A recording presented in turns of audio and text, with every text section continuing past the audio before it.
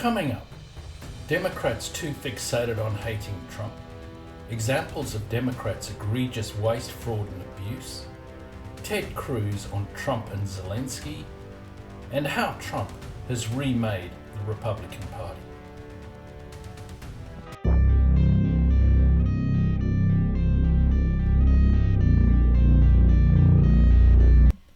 Chris Chisillo, Senior Advisor of DGA Group on Democrat strategy. They just have a blind spot with Trump. No idea he proposes can be even a good idea. Again, if it was proposed by James P. Public, Republican president, they'd be like, okay, well, maybe. But because it is him and because the loathing is so, and it is, I use that word advisedly, but they hate him.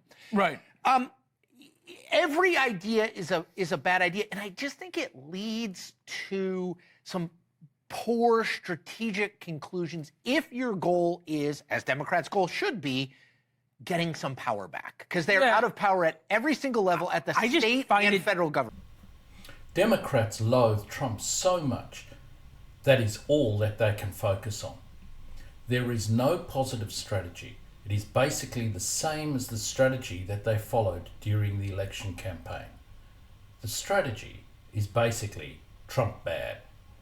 Previously, Democrats would have been prepared to look at some policies on their merits. At present, it is opposed the policy regardless, simply because it's a Trump policy.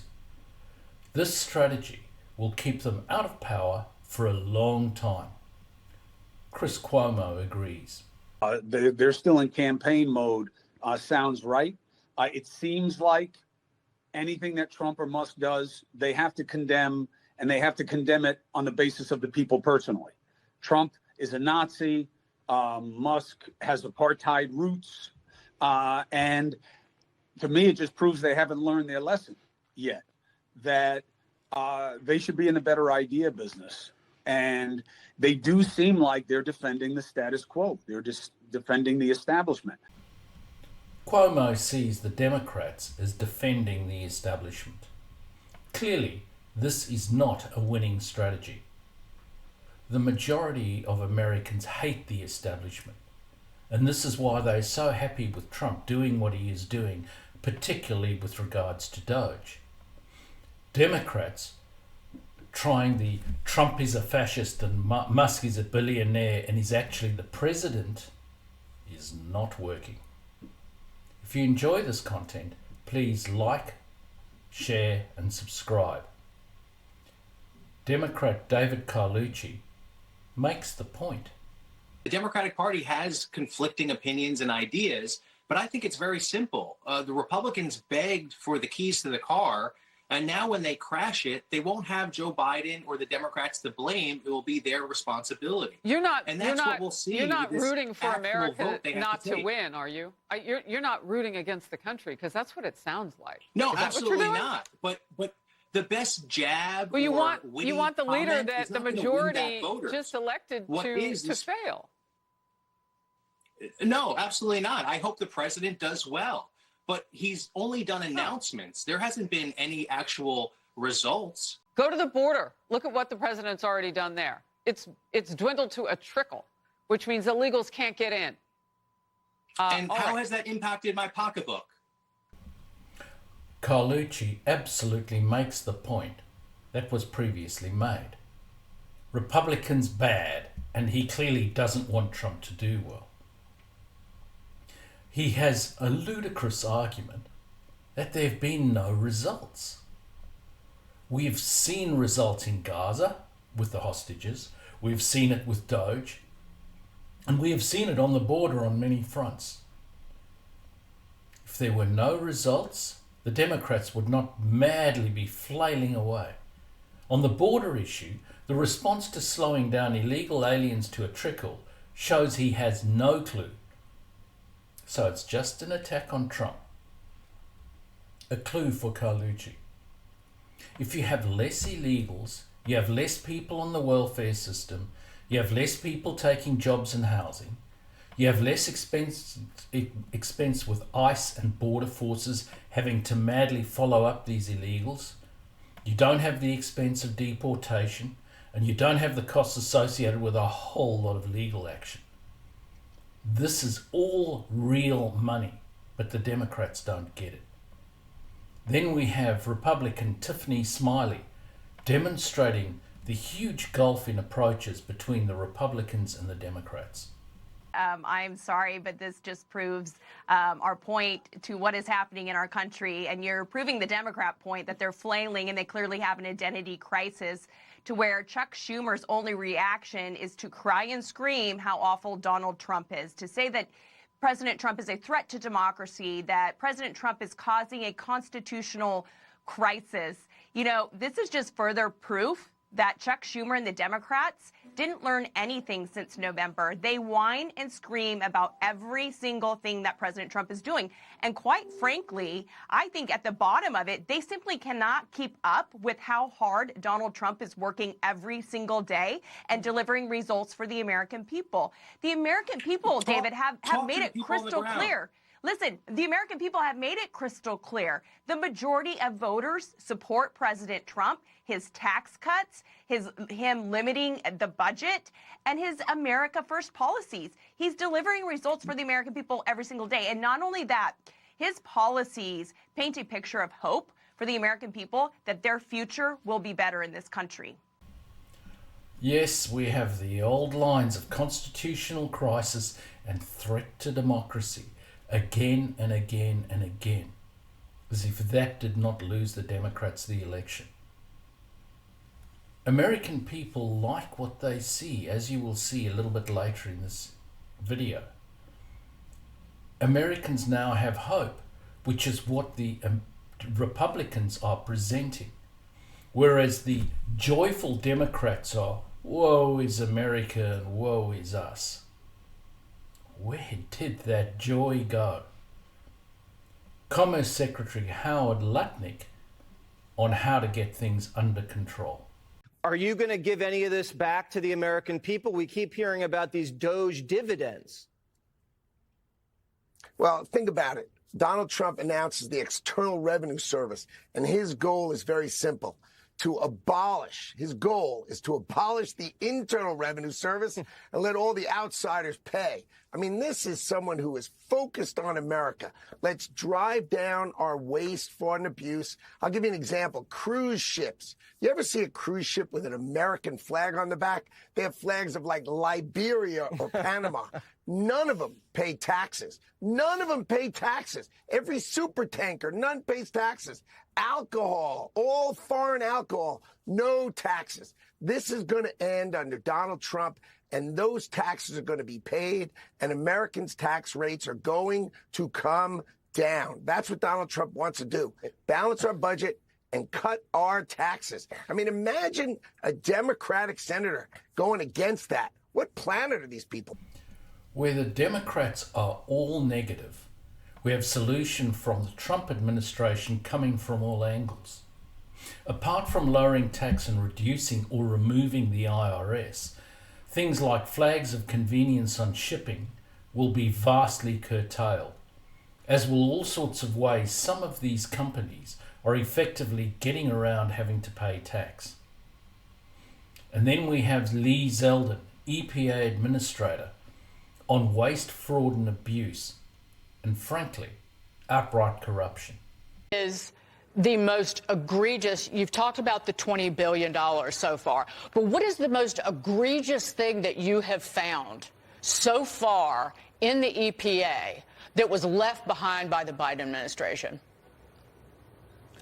Well, first, I would really say it's this entire scheme of what to do with the $20 billion, where the money is fronted to 8 entities.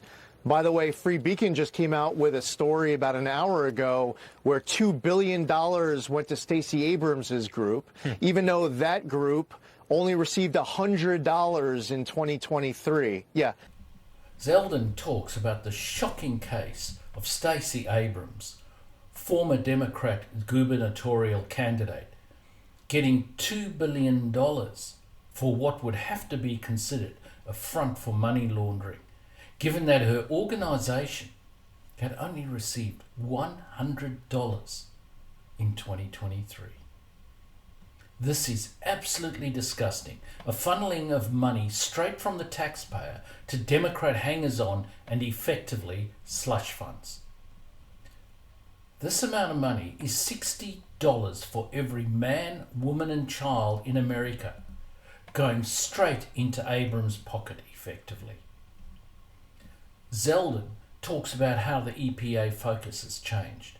Contrast, if you would, what you think the Biden EPA's mission was, and then tell us what the Trump-Zeldin EPA's mission is and will be. During the last 4 years, you saw this push towards spending tens of billions of dollars to left-wing ideological groups in the name of environmental justice. Well, if you want to help a community that's been left behind, if you're going to spend $1, spend it on remediating that environmental issue in the first place rather than giving it to some left-wing activist group. For example, I canceled a $50 million grant to the Climate Justice Alliance. They say climate justice is through a free Palestine. As far as the Trump EPA, we are prioritizing first and foremost this core mission of making sure that we have clean air, land, and water. Under Trump and Zeldin, there will be no more funneling of funds to left-wing ideological groups. That is now changing to actual remediation and ensuring the fundamentals of why the EPA was originally formed in the first place, which is clean air and water. Imagine funding a group for environmental protection that is funneling funds to Palestinian groups in the name of climate justice. In terms of Democrat direction, we have the raging Cajun, James Carville. When it comes to politics, he don't know his ass from a hole in the ground. He's on that running his goddamn mouth about how he may have to run as a Democrat because there's nothing left of the Democratic Party. There's no talent. Stephen A., are you shitting me? I mean, you say you're friends with Wes Moore and you say you're friends with Josh Shapiro. I'm friends with both of them. I think they're really extraordinary, talented people. I got news for you, dude. There's 6 or 7 other people in the Democratic Party that are just that talented. Carville obviously doesn't think too much of Stephen A. Smith, who stated that there was such a dearth of talent in the Democrat Party that he might have to run for president himself in 2028. Unbelievably, talking about a lack of talent, Kamala Harris is currently the front runner for 2028, with more than 30% support among Democrats, while Shapiro is in the single digits. So Carville is wrong. There is not a great depth of talent within the Democrat ranks. Then we have Democratic Representative Ted Lieu on program freezes of funding. Besides what we were just discussing, like gender-affirming healthcare in Guatemala, teaching people in Kazakhstan to fight back against internet trolls, voluntary male circumcisions in Mozambique, creating work opportunities for young LGBTQI plus people in Serbia.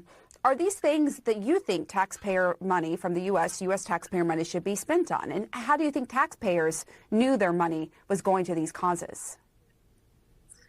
So happy to have a discussion on the funding of USAID and what some of these programs are going to. But what the administration cannot do is randomly freeze the funding to all these programs that Congress has already appropriated. That's why we have an entire appropriations process. And it's also simply wrong that they're making these cuts to somehow help Americans. They're making these cuts to give billions of dollars of tax breaks to billionaires. And how do we know that? Because Republicans just passed a budget out of committee last week that does exactly that. When confronted with incredible waste and abuse of funds, Liu complains of funding freezes, wrongfully saying that the administration cannot stop appropriated funding. And then we have the old nonsense of tax cuts to billionaires again. These fools do not know how a progressive tax system works. If you cut the top tax rate by even 1%, it means a massive reduction in tax paid by the wealthy because they pay most of the tax. The top 1% paid about 40% of all income tax after all. Senator Ted Cruz puts a very reasonable position on Ukraine. It was clear when President Trump campaigned throughout last year that he was campaigning, among other things, on ending the war in Ukraine. The war in Ukraine was caused by Joe Biden's weakness, his weakness as commander-in-chief. It was caused by Joe Biden waiving the sanctions on the Nord Stream 2 gas pipeline that runs from Russia to Germany. As you know, I authored those sanctions, and Putin stopped building the Nord Stream 2 pipeline literally the day President Trump signed my sanctions legislation into law.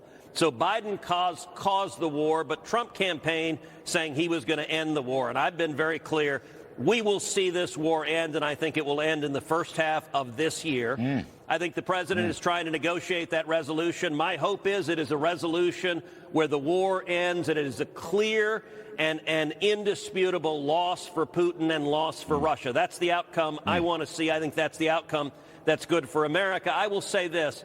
I don't think President Zelensky is doing himself any favors by running to the European press and attacking President Trump. You and I both know President Trump very well, and that is a strategy that is almost designed in a lab to produce the opposite of the outcome he's trying to get. And so I think he probably needs to recalibrate his approach. Cruz lays a lot of the blame for the Ukraine-Russia conflict at the feet of Biden. As people who watched my video on the Ukraine war would know, I agree. Ted Cruz has exactly the view that I have on the resolution to the war, and that should be a clear loss to Putin. He's also correct on how Zelensky is going about dealing with Trump with his attacks. Trump is a strong counterpuncher, and so Trump is always going to come back hard. I suspect Zelensky is also a counterpuncher, but there's a great mismatch here. Zelensky is a featherweight as against all-time great heavyweight champion Trump.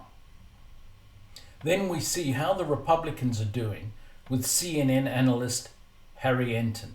There are other groups in this that are making this, different. I mean, independents, Democrats, Republicans, isn't that everybody? Yeah, that is everybody. But it's not just the margins that you post among these groups. It's what percentage of the electorate that they make up. And Donald Trump and the Republican Party has changed the electorate. What do I mean by that? Well, let's take a look at party identification, Democrats versus Republicans. You go back to 2017, 5 points more of the electorate was Democrats than Republicans. You go to 2021 when Joe Biden was starting out, look at that. 6 points more of the electorate was Democrats than Republicans. But look at what's happened in February of 2025. Look at this.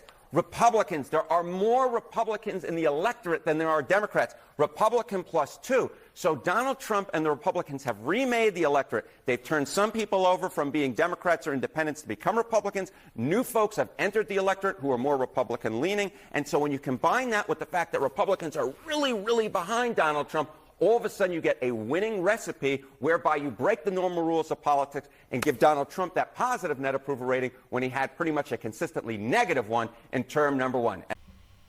Enton shows how massively the electoral landscape has changed. For the first time in at least a decade, there are more registered Republicans than registered Democrats. This is a massive change and significantly strengthens Trump, as he has a huge base now to work from. So, very good news for Trump and very bad news for the Democrats, magnified by Democrats' lousy tactics. But what do you think of the Democrats' tactics at the moment? Please let me know in the comments below, and thanks for watching.